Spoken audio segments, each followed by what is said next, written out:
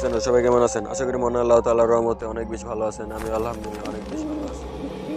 আজকে আমি আপনাদের সাথে যে ঘটনাটা শেয়ার করতে যাচ্ছি, ঘটনাটা যে ভাই আমাদেরকে পাঠিয়েছেন আমরা তার মতো করে বলার চেষ্টা করব। ঘটনার কোনো ভুল ত্রুটি হলে অবশ্যই ক্ষমা সুন্দর দৃষ্টিতে দেখবেন। আর ভাইটি তার নাম ঠিকানা বলতে ইচ্ছুক নয়, তাই আমরা তার নাম ঠিকানা প্রকাশ করতেছি না। এই ঘটনার যে নামগুলো ব্যবহার করা হয়েছে সবাই ছদ্মনাম। তো চলুন বেশি কথা না বললে সরাসরি মূল ঘটনায় চলে যাই। ভিডিও যদি ভালো লাগে অবশ্যই একটা লাইক করবেন আর চ্যানেলটাকে অবশ্যই সাবস্ক্রাইব করে দেবেন। চলুন মূল ঘটনায় চলে যায়। বলছেন যিনি লিখেছেন তিনি, আমি তার ভাষায় বলার চেষ্টা করতেছি। গ্রামের নাম ছিল শালবন। ছোট্ট একটা গ্রাম, চারদিকে ঝোপঝাড় আর পুরনো বট গাছ। গ্রামের এক পাশে ছিল একটা বহু পুরনো কবরস্থান। লোকজন বলে রাত 3টার পরে নাকি ওইখানে গেলে কেউ আর আগের মতো ফিরে আসে না। আর আমি আর আমার বন্ধু রাকিব ঠিক করলাম এসব বাজে কথা, ভূত টুত কিছুই নেই। একদিন সাহস করতে ঠিক করলাম আজ রাতে যাব কবরস্থানে। রাত তখন ঠিক 2টা 45 মিনিট। আকাশ আধা চাঁদ, চারপাশে অদ্ভুত স্তব্ধতা, শুধু দূরে শিয়ালের ডাক। আমরা দুজন টর্চ নিয়ে ঢুকে পড়লাম কবরস্থানে। প্রথমে সব স্বাভাবিক, বাতাস হালকা ঠান্ডা। রাকিব হঠাৎ বলল, তুই কি কবরটার ওপর সাদা কিছু বসে থাকতে দেখেছিস? আমি তাকিয়ে দেখি একটা কবরের ওপর সাদা কাপড় পরা কিছু একটা বসে আছে।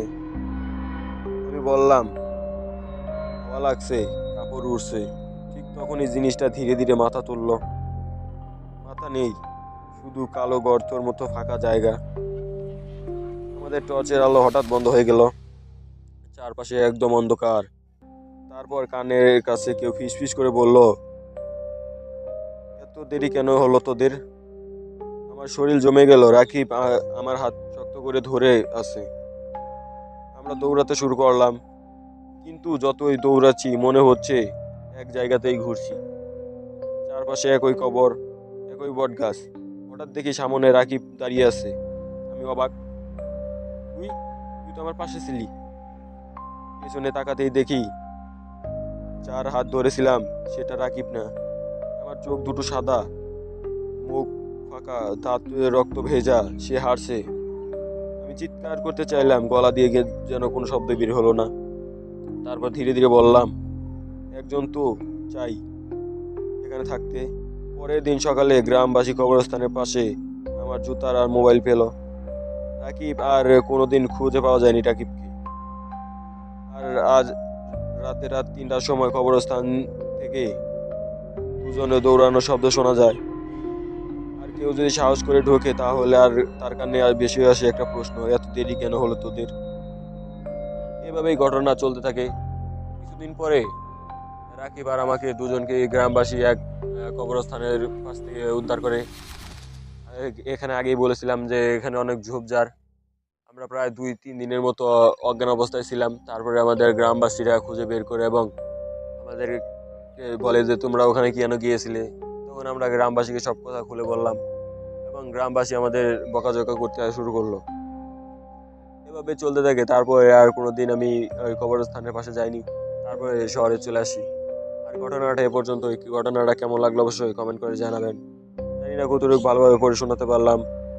যদি ঘটনাটা আপনার কাছে সুন্দর মনে হয় অবশ্যই কমেন্ট করে জানাবেন। ঘটনায় চলে যাব, যেভাবে লেখা আছে আমি ঠিক সেভাবেই বলছি। মামা তখন নতুন চাকরি পেয়েছে, রাতের বাস ড্রাইভার। ঢাকা থেকে গ্রাম পর্যন্ত রোড মাঝপথে একটা পুরনো শ্মশান পড়তো। জায়গাটা খুব কুখ্যাত। লোকজন বলতো রাত 2টার পরে ওই শ্মশানের পাশ দিয়ে গেলে লাল আলো জ্বলতে দেখা যায়। মামা এসব বিশ্বাস করতো না। একদিন রাত 2টা 20-এ বাস, তখন মামা 3জন যাত্রী হঠাৎ শ্মশানের কাছে আসতেই বাসের হেডলাইট কাঁপতে শুরু করলো।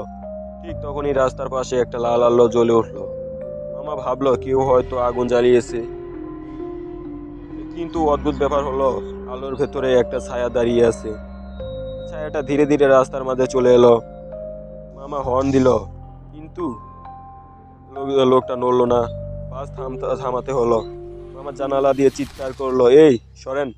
লোকটা ধীরে ধীরে মাথা তুলে বলল, তার মুখ নেই, শুধু কাপড় পরা আর চোখের জায়গায় আগুন জ্বলছে।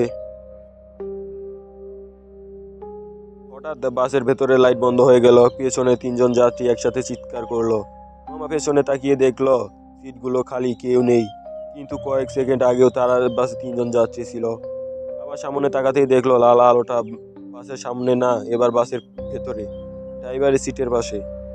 একটা পোড়া হাত ধীরে ধীরে মামার কাছ স্পর্শ করলো। তার কানে একটা কণ্ঠ, আমাকে নামিয়ে দাও। আমি চোখ বন্ধ করে কাঁপতে লাগলাম। হঠাৎ চুপ। বাসের লাইট আর জ্বলে উঠলো। রাস্তা ফাঁকা, শ্মশান অন্ধকার। পরের দিন সকালে খবর এলো, ঠিক ওই জায়গায় 3 বছর আগে একটা বাস আগুন লেগে পুড়ে মারা গিয়েছিল এক ড্রাইভার এবং কয়েকজন যাত্রী, ড্রাইভার সহ। তারপর থেকে মাঝরাতে একটা লাল আলো রাস্তার পাশে জ্বলতে দেখা যায়। আর যদি কেউ বাস থামাতে চায় তাহলে বাসের যাত্রী বাড়ে, কিন্তু গন্তব্যে পৌঁছালে সিটগুলো খালি থাকে। এভাবে এই ঘটনাগুলো ঘটতে থাকে। পরবর্তীতে আর কোনো ঘটনা ঘটেনি মামার সাথে। ঘটনাটা কেমন লাগলো অবশ্যই কমেন্ট করে জানাবেন।